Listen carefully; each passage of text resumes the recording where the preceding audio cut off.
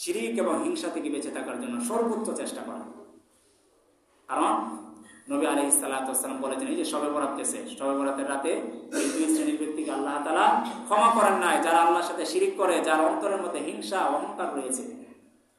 এখন যদি আপনি হিংসা এবং এই শিরিক নিয়ে রমজানে উপনীত হন, রমজানে আপনি ইবাদত করলেন কিন্তু আপনার অন্তরের মধ্যে শিরিক রয়েছে, আপনার অন্তরের মধ্যে হিংসা রয়েছে, তাহলে আপনার সেই শিরিক এবং সেই হিংসা আপনার সেই নেক আমলগুলোকে বরবাদ করে দেবে।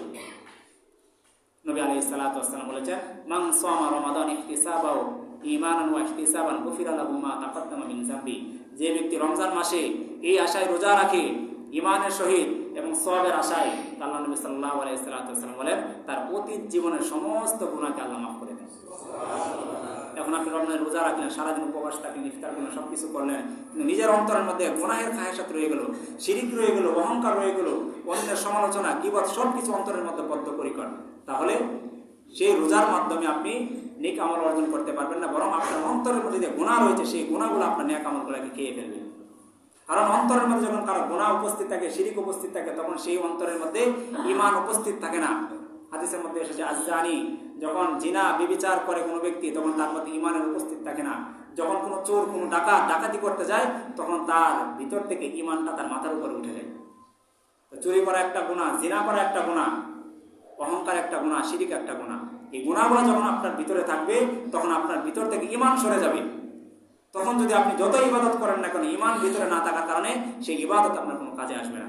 সুতরাং রমজানের প্রস্তুতি স্বরূপ আমরা নিজেদের অন্তরকে শিরিক মুক্ত এবং অহংকার মুক্ত করে নেওয়া, এটা আমাদের জন্য অনেক বড় একটা প্রস্তুতি।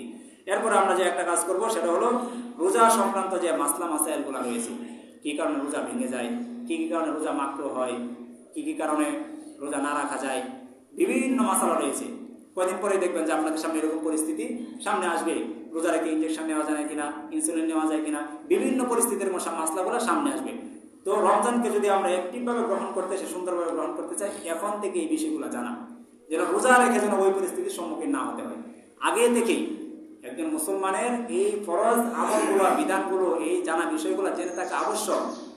কারণ এলমেদিন শিক্ষা করা প্রত্যেক মুসলমানের উপর ফরজ। ওই পরিমাণ এলেম, ওই পরিমাণ জ্ঞান আমার আপনার জন্য জানা জরুরি, যে পরিমাণ আমার শরীয়তের জন্য, ইসলাম মানার জন্য জরুরি। এটা জানতে হবে। নামাজ যেরকম ফরজ, ওই পরিমাণ জ্ঞান, ওই পরিমাণ এলেম অর্জন করা ফরজ। সুতরাং এখন থেকে রোজা সংক্রান্ত যত ধরনের মাসলা মাসাইল রয়েছে, ওলামায়ে কেরাম থেকে, হুজুরদের থেকে বিভিন্নভাবে যে যেভাবে জানা যায় জেনে নেওয়ার চেষ্টা করবেন। এটা হলো রমজানের অন্যতম একটা প্রস্তুতি।